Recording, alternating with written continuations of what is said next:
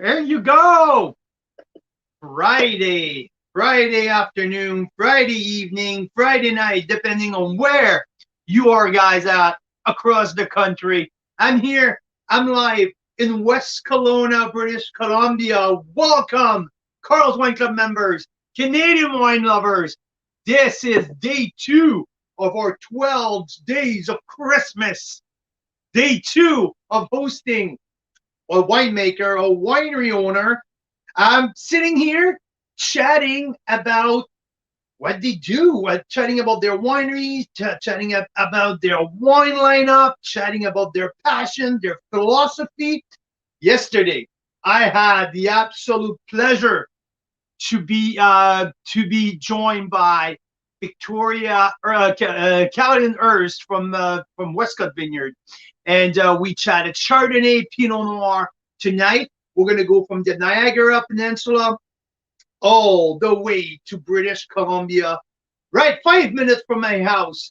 Tonight, I'm going to be sitting with Efi Perel, owner, winemaker at Tender Hope Winery. So let me check here in my green room. If Efi is sitting in the green room here, I'm going to bring him in. Baby here, invite guests. Hi. There you go. Maybe Efi, have been the first time I've been doing that. There you go, here he is. Yeah. Carl's Wine Club members, we have Efi Perel here with us. So, Efi, good evening. How's it going? Good evening. Good. How you doing? Yeah. How's your day? Busy. I'm still making wine. Most people are done, but I'm still fermenting a little bit of Riesling, and I pressed some Sangiovese 3 days ago, so still a bit crazy in the winery, but hopefully in 2 weeks we'll be in a good place. It's going to be time to relax a little bit, and we'll try to focus on getting the wine out of the winery now. It's Christmas season. It's time. It was Thanksgiving in the States yesterday. So it's like, you know what? It's time to be grateful. It's time to be thinking about our Christmas gifting. And once again, we are partnering up this year with Efi because Efi is one of our 11 members of Carl's Cellar. So Efi, we're glad to have you again this year. So what I want to chat with you, first and foremost, I want to know a little bit more about your background. I want to know a little bit more, where did you get the bug of winemaking? Or if it started with winemaking, or maybe started in the vineyard. So what's your story, Efi? Okay, so my father is from Ottawa, and but I was born in Israel, and wine was always part of food and in the house. It's a little bit different in Israel or in Europe than here in the States. It's wine is not only for adults. You know, if a kid wants a little sip or something, they put maybe a little of water, a little bit of 7-Up. They give him a sip. It's not a forbidden thing. So always grew up with wine, but I didn't have the bug yet until I went to live in Spain for 2 years when I was around 20. And then I started really to discover all the beautiful wines of Spain. I lived in the south, in Sevilla, at the beginning, and that's sherry land, right? Fino and all these in Jerez, right? So the big stuff. Yeah, it's amazing. So I went to tour all the factories and everything, and then later I lived in Madrid, a little bit up north, and started to discover all the Rioja and all the Valencia, the whites, and all the beautiful wines of Spain. That was more than 30 years ago. It was really cheap then to get really nice wines, and then I got the bug. So then I always worked in agriculture, and I said, okay, I really want to get into this world of wine, but I have to start from the basics, from the beginning. I'm a farmer, and I'll go and work in a vineyard. So I went to work in one of the biggest vineyards in Israel. It's in the desert, and it's a very interesting climate. And we grew Cabernet Sauvignon, Merlot, Sauvignon Blanc, Chardonnay, and just started from the beginning to learn all the, everything about the growing the vines and what are the optimal grapes to make wine. And then slowly also started making wine there. First, as a home winemaker by myself, and then a little bit with the wineries that we're supplying grapes to. And this is how I got the bug. And of Okay, course, yeah, go ahead. okay. Before you go for that, one of the biggest winery in Israel, because I didn't know that part at all. One of the Yeah. biggest winery in Israel. When we talk about production size for one of the big winery in Israel, back then, how many cases a year this big winery was making? Okay, so the name of the winery is Carmel Mizrahi, and Okay. yeah, I mean it's all over Israel. It has a few facilities. I think back then we're talking about maybe 25 years ago. It was making around 1.5 million bottles a year. Wow. Okay. So we don't find that here in the Okanagan. Eh, but it's we do. I think. I mean, it's around the back then. It was like it's around like 100,000 cases, 150,000 cases, and we have a few wineries that make. I think Jackson Triggs makes much more, right? And Yeah, you're correct. Yeah, you're Wells right. You're right. Gate I are haven't around thought about the big ones. 100,000. Yeah, you're Yeah. right. Israel is Okay. small country, right? So Yeah. yeah. So after your stint in Israel, what was the next step for you? So after growing and making some wine in warm climate, I wanted to try to make some cool climate wine. And of course, because I'm a Canadian also by birth, and I used to come to Canada many times to see my grandparents. So I decided to come here and try some. And of course, the Okanagan Valley is the most amazing place here in Canada to grow grapes and make wine. So I ended up here 2014. And I started working in some wineries in the cellar and also in the vineyards. So I worked in Summerhill, in Nagindout, and also First Row, and got a little bit more experience in cool climate. And until I got a little bit of investors and money, and I opened my own small winery. That's my dream. It was my dream for many years, and 3 years ago we made it a reality, and here we are. So that I love that story. Every time it gives me goosebumps every time I hear you tell this story. So to me it brings the emotion out of the wine, because with the determination and the passion and the like the fight and say, yes, we're gonna make that happen. It's just absolutely amazing. But while you came here in 2014 and you started to work with Summerhill and Nagendout, Yeah. so to do these are obviously Summerhill, one of the biggest here in Kelowna. Right. When you started to work in the cellar and in the vineyard, which grape you thought at the beginning, say, okay, these grapes varietal has a lot of potential, and these are some grapes that I would like to work with? Which one caught your attention here in the cold climate first? So there are a few, and one of the most interesting things that when I came here, even though I was in the wine world for many years, I discovered many grapes that I never heard about. It's because especially these German grapes that people here grow, like Cigaribe or Ehrenfelser, never heard These about. cold climate doesn't grow too much in Israel, right? Maybe a little too warm down there. Right, but even when I was in Europe, it just they're grown in such small quantities that most people don't really know them. But they're amazing grapes. But of course, here in the reds, Pinot Noir is really suitable, and I really like to work with it. And also Merlot grows really beautiful here in the Okanagan Valley. So these are the two red grapes. In whites, I really like the Chardonnay and the Pinot Blanc. A lot of people are really high up on Pinot Gris, but I think the Pinot Blanc is really one of the best grapes that we can grow here in the Okanagan. It has very, very special flavors and characteristics, and also, of course, Riesling, because I mean, I just love Riesling. It's a very beautiful grapes that make very pure wines.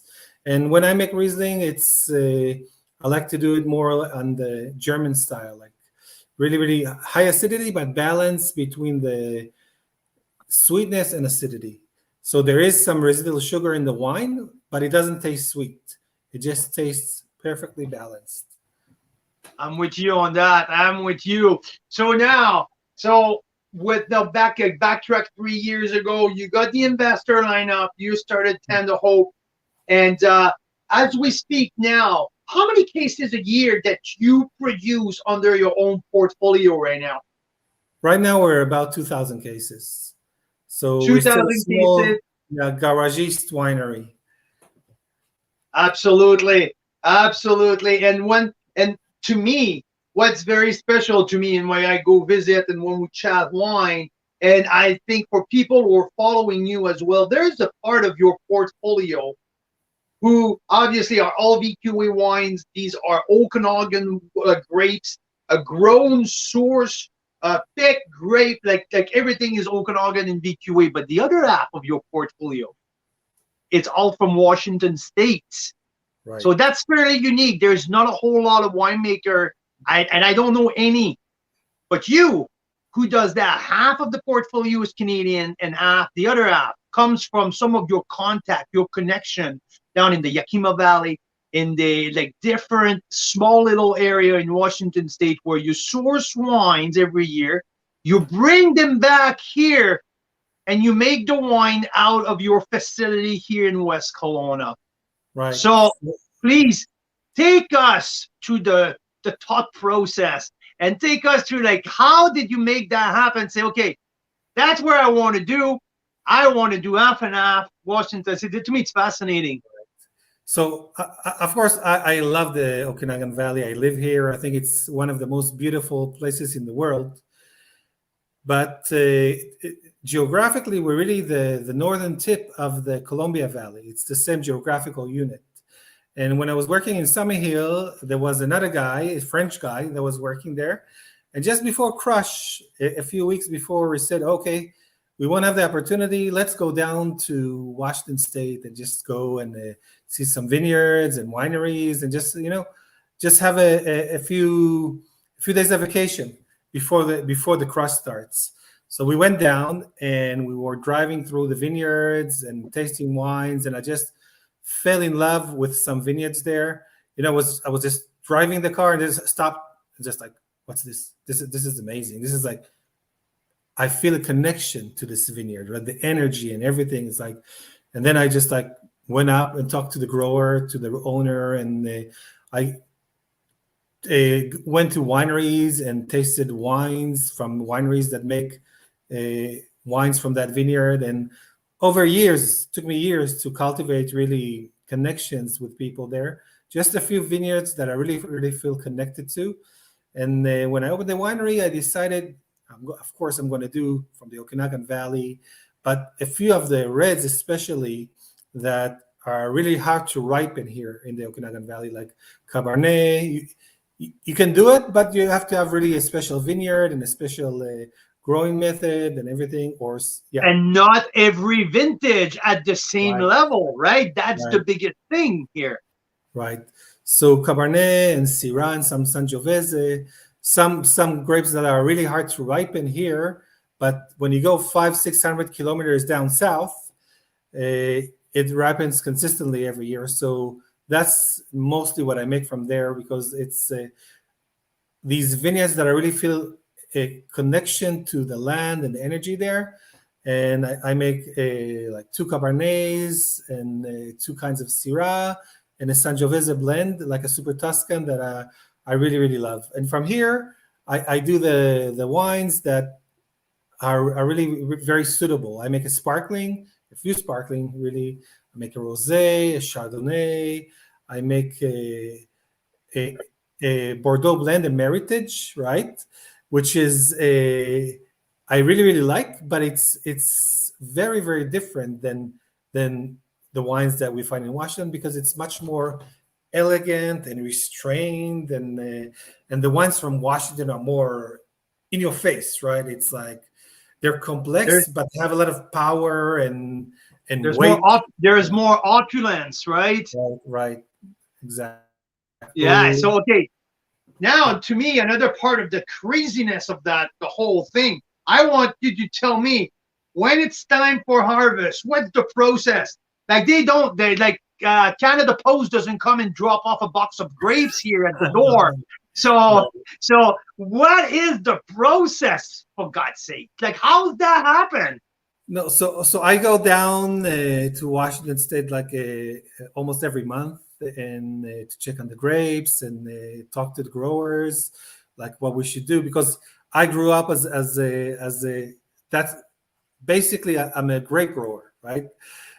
I'm just dabbling in winemaking, right? So that's my passion. Everything has to be done in the vineyard, and so luckily, even now with COVID, if you're an essential worker and people that bring food over the border, I could go down without a problem and go and bring the grapes. So I'll go down many times, and when it's time, when the grapes are ready, I just have a Ford F-350 with a 20-foot trailer and I go myself. I go the day before. I come with my bins and everything. In the morning, 6 o'clock in the morning, they have a crew there of 20 people. They pick up the grapes. It takes them usually it's like an hour and a half, and I have like 5-6 tons already ready. Put it on my Oh my trailer, God. yeah, and then drive up to the winery. Depends on where the vineyard is located. It's anywhere between 5 and 7 hours of drive. And the minute I get to the winery, we start processing the grapes. We don't want to lose even 1 minute. So sometimes we have to process even until 2 o'clock in the morning, but it's worth it. So I just get to the winery. I have a crew of some people that are helping me, and we process it, and that's it. It's into the tanks and fermentation.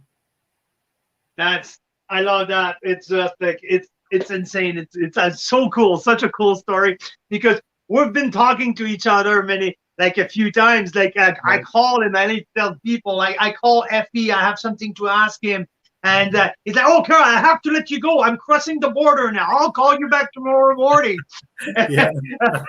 There's a so well now. So when we're talking about like how many how many different growers that you are uh, on a yearly basis dealing with from Washington State, So in Washington, right now, I have around 8 vineyards eight that are, vineyards. yeah, that I'm working with. In Washington, it's very different. Some vineyards are really famous, and a lot of wineries you can have like around 20 to 30 wineries working with the same vineyard. You have some vineyards there are 500, 400, 800 acres, really big, really huge. It's the amount of land that they have there because over here when we are, the Okanagan Valley is really narrow. And as you go down south, it just opens up and you have tons of land and everything. But right here where we are, it's just like the land is so limited. So in the Okanagan Valley, most vineyards are 5 acres, 10 acres, 15 acres. But down there, you're talking about 4, 5, 1,000 acres. It's different. Yeah, but I have even here in the Okanagan Valley, I have around 7, 8 vineyards that I work with as well, right? One vineyard for Chardonnay, and then, for example, my sparkling is Chardonnay and Pinot Blanc and Pinot Noir, so it's 3 different vineyards usually, right? And then some Riesling, and when I make the Meritage, it's also one vineyard is for the Merlot, the other vineyard is where I get my Cab Franc. And then we have another vineyard where I get some Malbec right on the border in Osoyos. So a lot of times it's fun because every vineyard. There are some wines that I make that are single vineyard, like my Pinot Noir, right? It's only a single vineyard. from West Kelowna, just the Thacker Drive vineyard, just behind the Quails Gate. But some other blends and stuff are a blend of a few vineyards, and it's really fun because each vineyard has different flavors and different characteristics. And one of the most amazing and interesting things about winemaking is how you blend everything and to reach, the exact or the best possible wine that you can make that year. And it changes every year. Oh, absolutely, because Mother Nature gives you different Exactly. tool to work with every year, right? Right. Yeah. But back to the grower for one more question, because Sure. is it something that you shop around on a yearly basis, or it's more long-term relationship that that year in and year out you got allocated a certain amount of grape, and that it's going to be part of your portfolio, or you explore different thing every years? That's a proposition who sounds pretty risky to me. Yeah, no. I only work the same vineyards, same plots, same rows every year. The same exact rows from the same vineyards I get every year. And this way, it's the only way to get to know the vineyard and all its secrets, and if it needs more nutrition, or if it lacks nutrition, or if it has a lot of nutrition, how to crop the leaves, the canopy, how much water to give, and in the winemaking also, it's like how much wood, like a new oak to use or not to use, and if to do a long fermentation, a short fermentation, a cooler fermentation, or hotter fermentation. You have to work with the same vineyard and the same grapes every year, and you learn every year. If you change, the vineyards every year, it'll be really, really, really, really hard, and it also doesn't interest me.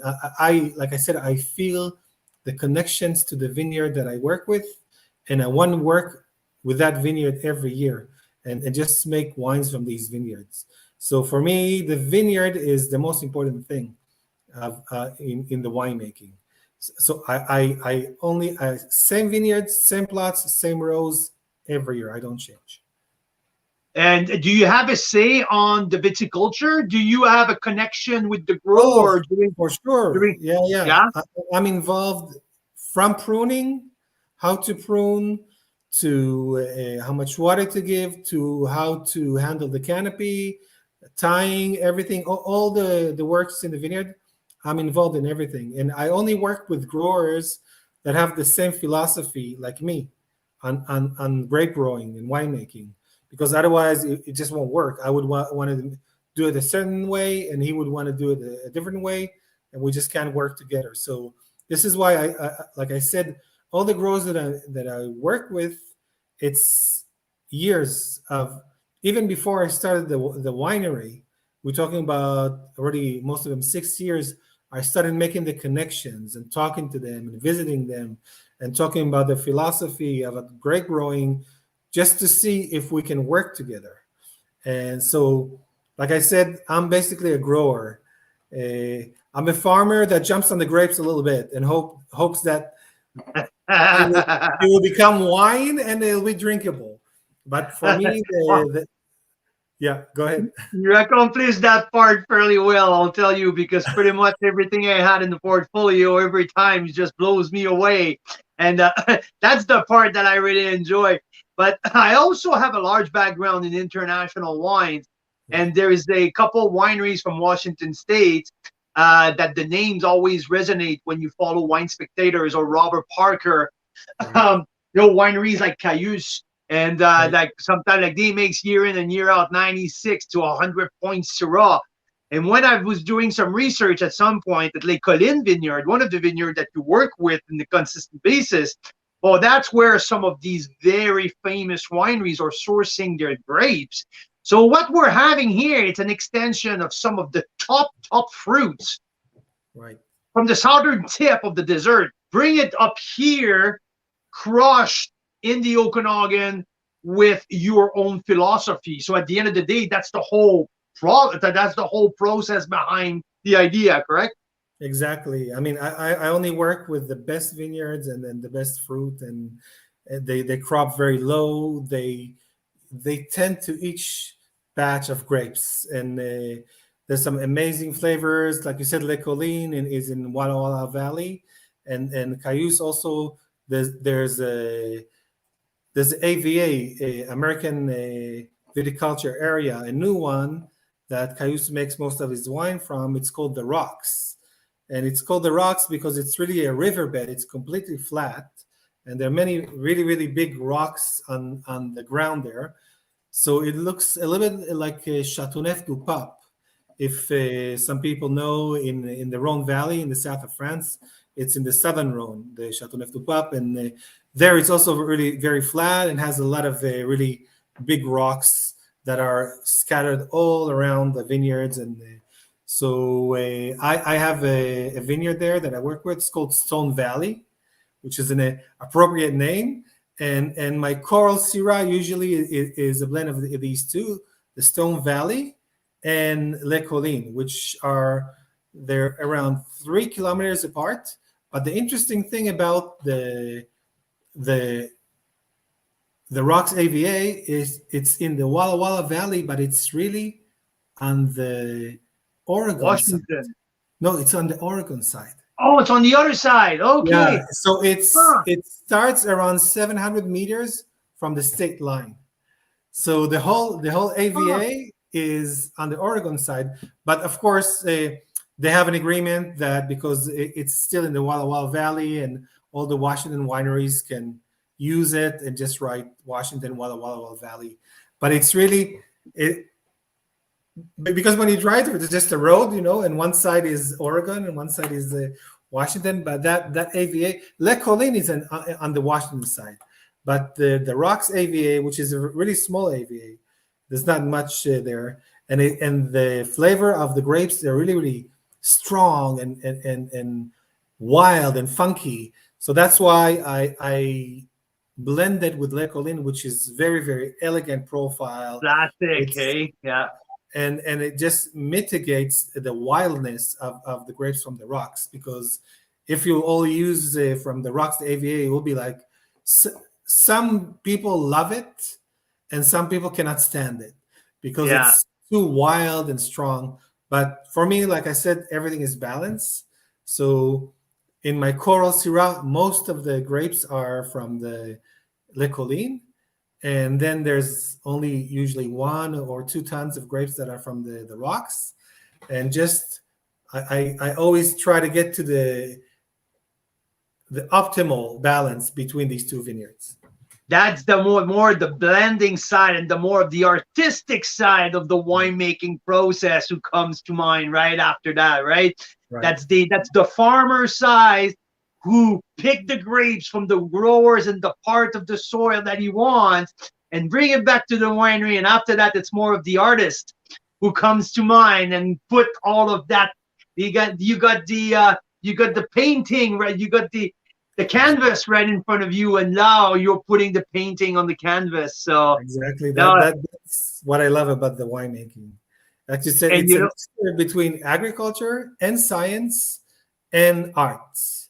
So if you want to nail what is really winemaking, is it science? Is it agriculture? Is it art? It's a mixture of all these things, and there are hundreds of decisions that you have to make all around the year, from how to prune the vines to the canopy to the water to when to spray, if to spray, and when to pick, and it's hundreds of decisions that you have to make. And if you get 70% right, you're golden. You make decent wine. If you get 80% right, you make very good wine. If you make 90% of your decision right, then you make an exceptional wine. You get rich. Yeah. I don't know if you get rich. I don't know many people get rich from the wine business, but and you brought a very good segue here, because I wanted to talk about the diversity of your wines, because it's so interesting. You just mentioned it with the Coral Syrah versus the Midnight Black Syrah. where you have a very elegant style versus the more robust, robust, the more muscular. And when we Yeah, go to your Cabernet Sauvignon, it's the exact same thing. We're talking about the Red Willow right, Cabernet Sauvignon with elegant, feminine, right, more into intricacy and complexity. And you exactly, go to the Finney Hill Vineyard, oh, it's like the big boy, the exactly. muscular, the punch in the face, and there's a little bit for there's a little bit for everybody. Like you, depending which kind of style of wine you like, you can find it in your portfolio. So how do you did you have an idea of these single vineyards prior to build a portfolio? Say, okay, I'm going to do like these kind of very different style, or you just came up that way? I did have an idea and a plan because, like I said, I researched all the vineyards years before I even started my first harvest, and I also went and tasted wines from wineries that made from these vineyards. So I knew what, and also I visited there and everything. So I knew what was the characteristics, the character of each vineyard, and what kind of grapes it produces, and what kind of climate it has to contend with. For example, you said like Finney Hill, our Cabernet Sauvignon from Finney Hill is really, really very powerful and robust. And that comes from the Horse Heaven Hills area in Washington State. And there it's a very, very windy area. So the vines, they just have to fight with the wind all the time. Yeah, and they have to really, they don't have an easy life, right? It's they really have to fight for their survival. It's a very sunny and hot and windy area with nothing to break the wind, and they really have to struggle. So this fight in the vines, it translates into the grapes, and then you get really, really powerful wine.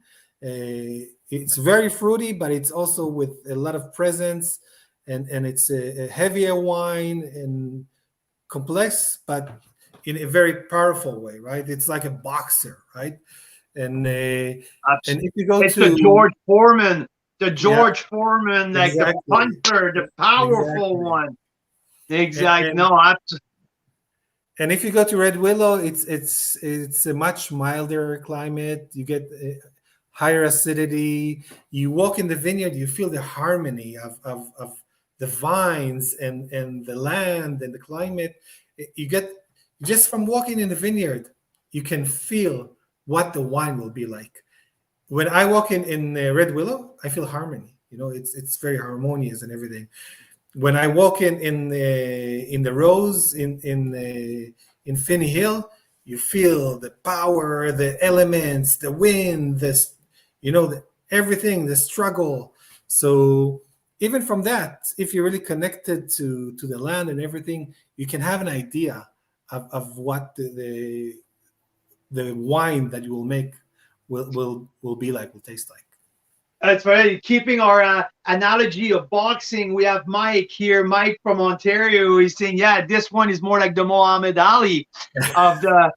So yeah, we have the Finney Hill, who is the George Right. Foreman, the big puncher, and you have the dancer, the finesse boxer, Exactly. Muhammad Ali. So I like Right. that analogy a lot because when you taste the wine side by side, this is exactly what you experience. Right. It's just the powerful versus the finesse. So you got some a little bit of everything in here. And I have to be honest, one of the first ones that connect me with your portfolio was the Rosé Bubbly. Uh, the first time I tasted that was my first time tasting any of your wine. I'm like, whoa, wait a minute, this is pretty darn good. Who makes that wine? And so, can you please, before we talk about the wine that Mira and I were involved with in the spring, in April, when we came, before we moved here, when even before that, we knew we we're going to move like 5 minutes from the winery. Uh, can you tell me a little bit more about the process of the where is that baby here? This one, that's the Rosé Bubbly. This one is the 2019 vintage, low in alcohol, a nice, bright, fresh 12% alcohol. I would say usually you go with Chardonnay, Pinot Blanc, Pinot Noir, maybe a Right, splash of Saigney Merlot in there. right, It's usually your right. So this one is all from the Okanagan Valley, and most of it is all from the Kelowna area. So I like to use for sparkling usually the grapes that I use in Champagne. And a lot of people don't know that most people just know about three grapes, right? They say, oh, Pinot Noir, Chardonnay, and Pinot Meunier. But they don't know that I think there's 8 or 9 grapes that are really allowed for use in especially Champagne. Pinot Blanc, right? Yeah, also Pinot Blanc is one of them. So I wanted to make it like a more interesting blend, and I made some for the traditional method that will be out maybe in a few months. It's still sitting on the lees, and then I said, you know what? I want to use these really noble and incredible grapes coming from Kelowna. Some of them are the Chardonnays from East Kelowna, and the Pinot Noirs from and Pinot Blanc from West Kelowna. But I want to make it also give it a little bit of warmer and a fun side just for the summer. That it'll be something that when you come home and it's so hot and you're tired and exhausted, you'll just open it, sit on the porch and after one glass of it, you'll feel refreshed, like you slept for 2 hours. But usually the problem is that you want to drink one glass and then after 5 minutes, it's like, it's empty. Where's the wine? So that's why I also splashed a little bit of Merlot in there, which usually it's not in the classical, right? Bordeaux sparkling, Champagne sparkling. And just to give it a little bit more of a fruitiness and fun and a touch of strawberry to make it a fun wine for the summer. So that was the philosophy behind the blend that we made. And I really loved it. In the summer, it went like crazy. And another part that's really fun, it's when you purchase that wine, because at $23, I think this is a real fun part as well of that wine. It's extremely well priced, and there's that refreshing part, but there's also some complexity in there. It's not just like easy and just going down. No, there's that nice complexity going between the flavor that I truly enjoy myself in that glass of wine. That's for sure. Yeah, It started as a serious wine, and then we give it the splash of fun at the end. So absolutely. Yeah.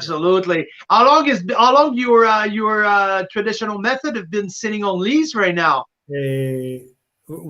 Around a year and a half already. Okay, 18 months right now. Okay, that's good.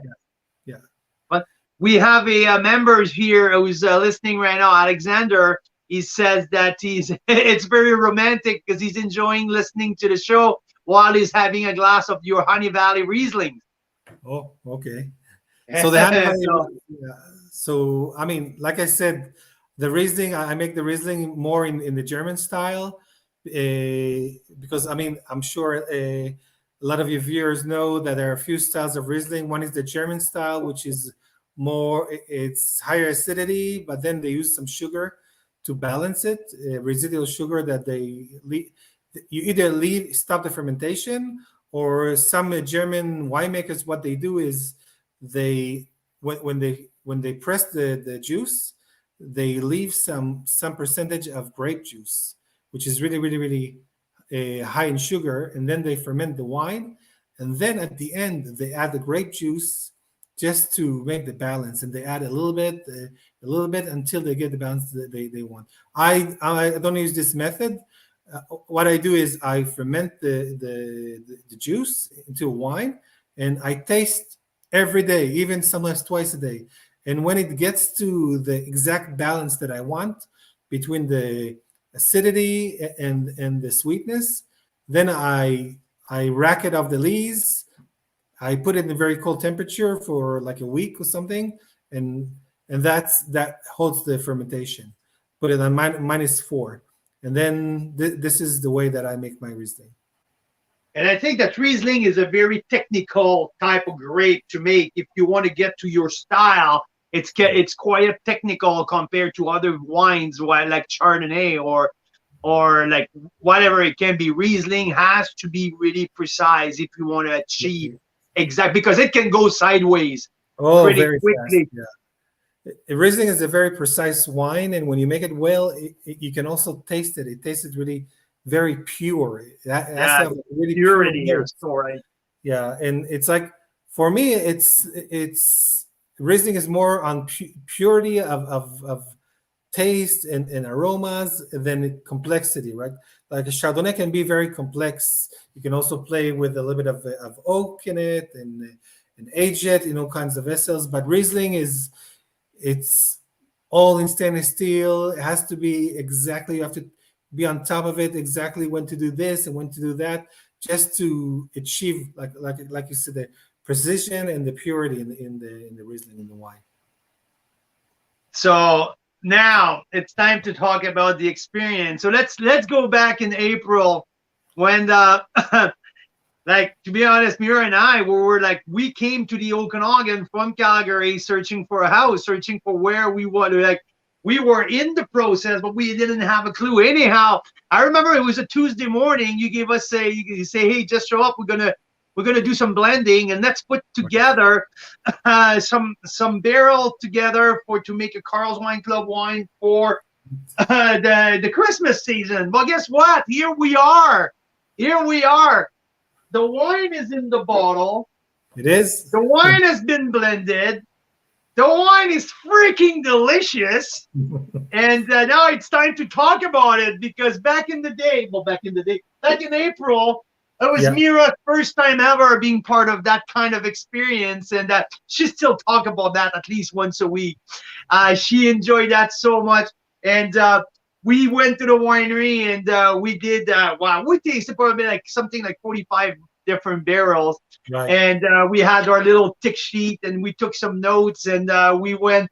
And at the end of the day, we have, let's be honest here, she's not here so we can see whatever we want, but we both know that her blend was the one that kind of win at the end. Right. It was a little bit more elegant, that my blend was a little bit more powerful, a little bit more George Foreman than Muhammad Ali. So it was a heck of a time. We had a great time. It was fun. And after that, we left and we gave you the ring. We say, hey, here is what we think. And you agree. Even your daughter agreed with what we've done. She was part of that day. It was awesome. So yeah, here we are today tasting that Meritage Reserve. So can you tell us a little bit about the barrel that were selected that day and what's the blend exactly, and from which source of grapes, which vineyard the grapes are coming from? Okay, so like you said, it's like when we want to make a wine, and especially a very special wine like this, the barrel selected, what we do is we go and we taste all the barrels that we have, and people will be amazed. They think, oh, barrels are all oak, they're all the same, they all taste the same. It's completely different. The same wine, you pressed it the same, and you fermented it, let's say in stainless steel, and then you put it in barrels, and it will taste very, very different from one barrel to another. So always, when we want to make a special wine, we go and taste all the barrels in the winery, and some of them are not so good, so we just disqualify them right away. And then the ones that are really good, we just take samples of all of it. So we ended up, like you said, having like more than 30 barrels, I think, and we just had to taste each one of them and just grade them. Like what is the grade on a scale from 1 to 100, and also what are the characteristics, right? This tastes a little bit more like a cherry to me, like blackberry or whatever. And then once you isolate only the best barrels, then you start doing the blending. Okay, maybe if we do 30% from this barrel and 10% from that barrel, oh no, that doesn't work. Oh no, I need 20% from that barrel and only 5% from this barrel, because that's the only thing that will take it to the direction or that it will work. And it's just trial and error, and you do like 50, 60 different combinations. And then at the end, we just got to what we have, the Barrel Select Meritage, which is really a very, very beautiful wine. And in it, we have a Merlot from Osoyos and Cab Franc from Oliver, here all in the Okanagan Valley, and also some Malbec that also comes from a vineyard that is really on the border here in Osoyos in the Okanagan Valley. So it's 100% Okanagan Valley. It's really, really very, very fruity, but very complex. Has a lot of layers, a lot of black cherry, and even some blueberry that comes from more from the Malbec for my taste. Beautiful aromas of violets and white flowers. That definitely the violet to me on the nose are absolutely there, right in the middle. We're like you mentioned, right? The fruitiness, but it's not fruity candy. It's darker fruit. It's black cherry. It's black currant. Exactly. There's some cedar as well. Yeah. A little bit of chewy tobacco when you get toward the end. There's a nice complexity. There's 41 cases of that has been made. So it was so much. Yeah. So at the end of the day, after 41 cases, we're talking Efi, 2 barrels at the end. That's what we're blended. Yeah, it was around 400, 420 liters. That's a little bit even less than 2 barrels, because what we did is we isolated. I think at the end there were 4 or 5 barrels that we used, but we just took a certain percentage from each barrel, and then we just blended it together, and we got to the best blend that we could from the vintage of that year. And this is the Barrel Select. Yeah, no, it was a lot of fun, and now I'm tasting it for the first time tonight, and I am super thrilled for what you've done with that. You've done it. Nah, come on, don't do that to me. I've done. We had. We should put your name at the back. Hey, you know what? Let's put Mira's name in the back, okay? I think it's a better selling point than putting my name there. But no, I think you did a great job. And after that, just to find the right proportion. I like that it's Merlot dominant because it brings the softness, but also the Malbec brings some tension. So it's fruity, but it's not heavy fruit. It's bright. There's flower. There's that tension who's been brought by the mouth. Exactly. Muscle and some really black, I would say blackberry, black cherry to it, and a little bit more of complexity. That's what the Cab Franc brings into it. No, I really like that. And the nose, there's a little bit of barbecue smokes on it, not the ashtray smoke. That's not what I'm talking about, but more of the grilled smoke. Right. That's also the Cab Franc. It has a very distinct nose because the Merlot is usually really very clean, very fruity, strawberry nose, but the Cab Franc is much more complex and like you said, a lot of smoky, a little bit grilly, sometimes a little bit of a hibiscus. So there's maybe even a little bit of mint, the chocolate mint is coming also near the end. There's a nice complexity. I'm a fan. I really like that. I want to talk because let's get back on the winemaking standpoint here. It's not related to the Meritage, but it's more related of the last growing season. Yeah. We all experience. Well, I live in the Okanagan now, so I know a little bit of the condition. It was warm. It was extremely warm. Yeah. But we also had a very smoky season. There's a lot of forest fire. So can you tell, because it's a question that I've been asked over and over again. Can you tell us what's these kind of vintage, the challenge that brings to you as a winemaker? Yeah. Each vintage is different, and a lot of them are really. This year, like you said, we had the heat dome, so we had like 45 degrees for I think more than a week it was. And what happens is such a high heat, the vines, what we call it, they shut down. They just because when they do the photosynthesis, they have to open the pores, and then they lose a lot of water. So when they see that they lose too much water, they say it's too dangerous for me. It's not worth it to do the photosynthesis. So they just close the pores and they don't ripen the grapes or anything or grow, and they completely shut down. And that's really very bad for the vines and the grapes and everything, because it was in a critical when the grapes were really very young, critical. But I think what happened is we got, especially like in Cap Franc and the Merlot, we got much smaller berries than what we get usually, but and we got a lower yield. But on the other hand, what we look for in winemaking is the ratio between the skin and the juice in the grape.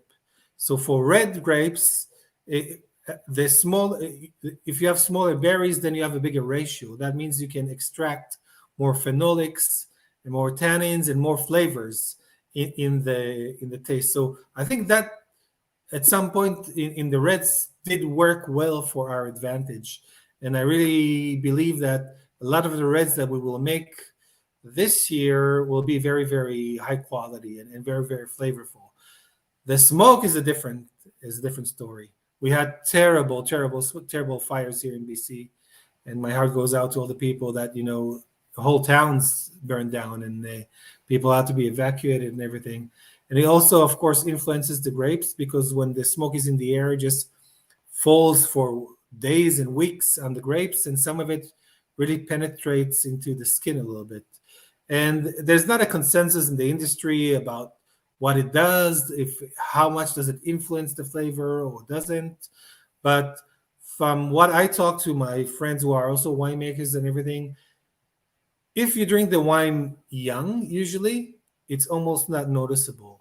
It's more if you want to age the wine for 6, 7, 8 years, and then a lot of chemical interactions start happening in the bottle, and a lot of things that are bonded, they start to disintegrate and Yeah, it's a just break. Yeah. be released into the wine, and then you start smelling the smoke and feeling like an off flavor, maybe if it was a very, very smoky year. But as long as you drink the wine, I think within the maybe first 4 or 5 years, you won't notice it almost at all. And also smoke taint is more of a problem usually with the red grapes, because we ferment the red grapes with the skins. With the white grapes, that we just take the grape and we put it in the press, we press it, and we'll just use the juice, especially if we clean it a little bit from some proteins. It probably won't be a problem at all, or a very small problem. But with the red grapes, I feel that there's a lot of ways now in the industry to try and clean the smoke taint. Some people use enzymes, some people use charcoal, all kinds of fining. But for me, I'm more of a purist. I don't like to use any intervention. So I'm just going to do the wine with minimal intervention like I do every year, and tell everybody just drink it young before 5, 6 years. And then Giddy up, drink it young. Come on. Exactly. Yeah. And then you'll get a very nice wine still. Yeah. Do you see more smoke problem or more often problem with smoke from the Okanagan or Washington States, or it depends? It's completely random. It really varies every year. Like this year in Washington, they didn't have almost any fires, like almost nothing. But like, it's clean in Washington this year, right? Yeah, but before this year, like we had 2 years, I think it was like 20.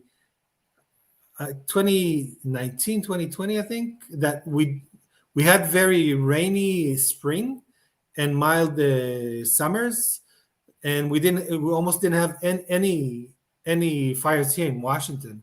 But there in the United States, Oregon was burning, California was burning, and if you remember, I think last year, not this year, last year, we got the smoke from them, and we were Yeah, smoking, completely we smoking it had for that like smoke dome coming four or from the five years, south, four or right? 5 days. Yeah, 4 or 5 days.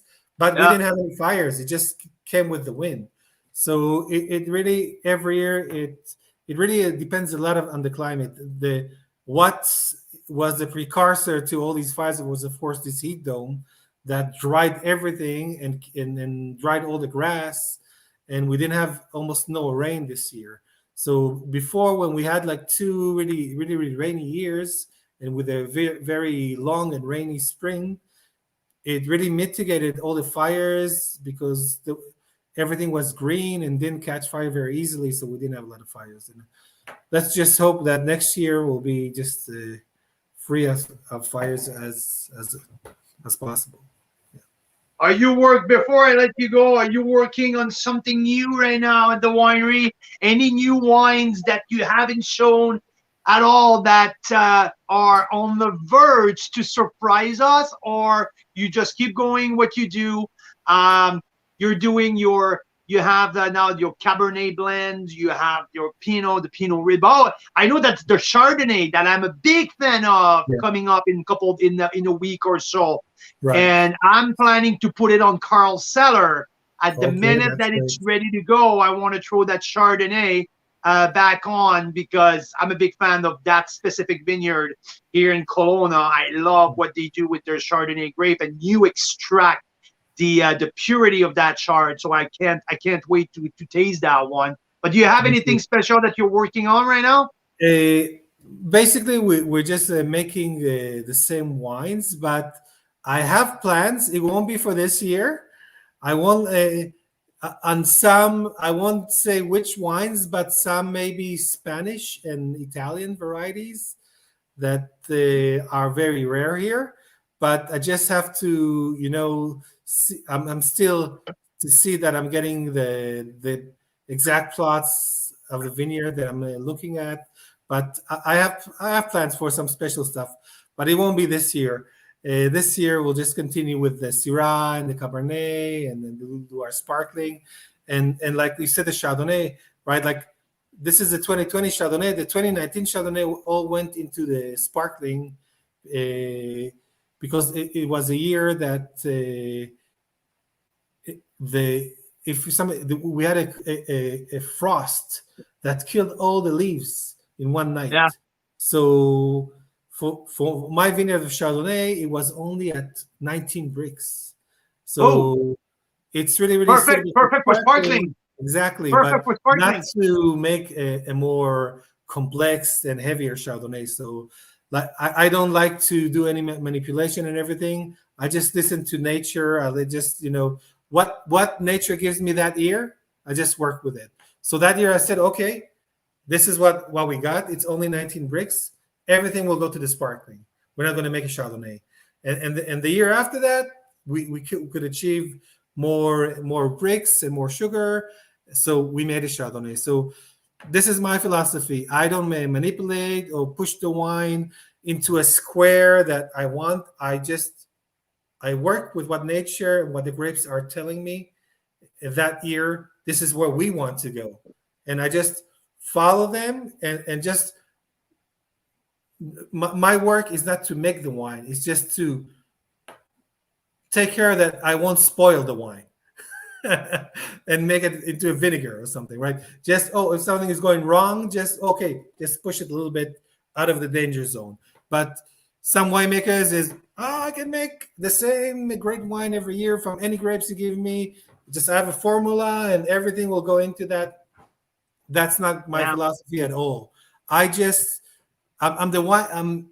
I'm not a wine maker. I'm more of a wine keeper, right?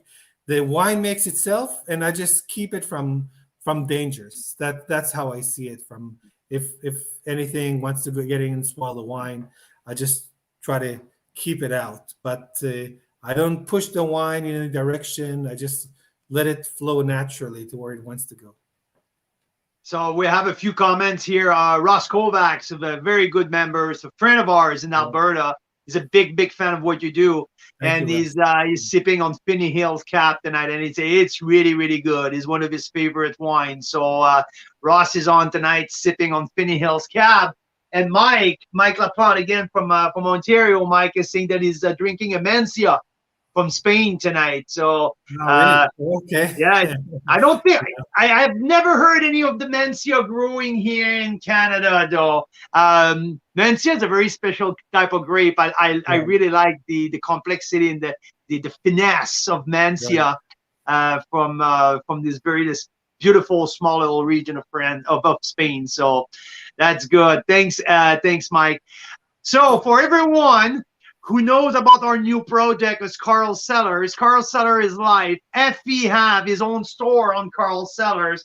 We're having, I think Efi has 9 wines on feature right now. This is the 6-bottle discovery pack, and we have a reserve pack as well available. Efi is going all in on the Black Friday, Cyber Monday special. So we offer with Carl's Wine Club 15% discount on the wine order plus free shipping. So Efi, you are absolutely crushing it.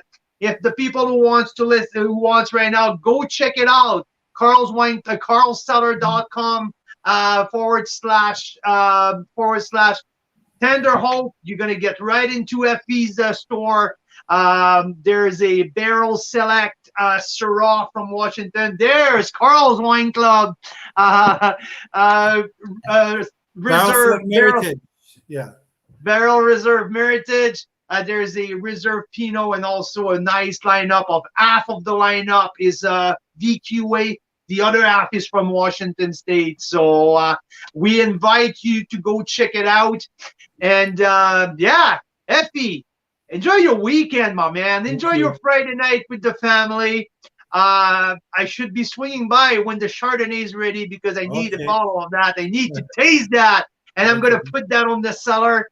Efi, I think you're winning. You can do for any Christmas gifting of some sort. You're willing to do a single bottles can be shipped to Western Canada. So you guys can contact us if you want to put some Christmas gifting together. I just discovered your new gift box. Geez, they are looking good. Mira was so happy when I got that home and I showed her the gift box. So beautiful gift box from Tender Hope. Anyhow, have a great weekend. Thanks for your time. Thanks for sharing your knowledge and passion with us, Efi. Cheers, everybody. Enjoy your weekend, and thanks, American Thanksgiving and the Black Friday, and thank you very much. Thank you, my friend. I wish you a good one as well. Enjoy the rest of your weekend. So, Canadian wine lovers, all of you Carl's Wine Club members, thanks for tuning in. Tomorrow, we're going with Efi's friend. We're going to host Rob Hammersley from Black Market Wine Company. So Rob is going to be live with me at 6 o'clock this time, 6 o'clock Pacific. It's the weekend. We decided to go an hour later, but Rob is going to join us. We're going to taste the new release of the Syndicate 2019 and the Syrah 2019 from Black Market Wine Company. So thank you very much, everyone. We'll see you tomorrow. Cheers. Cheers. Bye. Bye-bye. Thank you.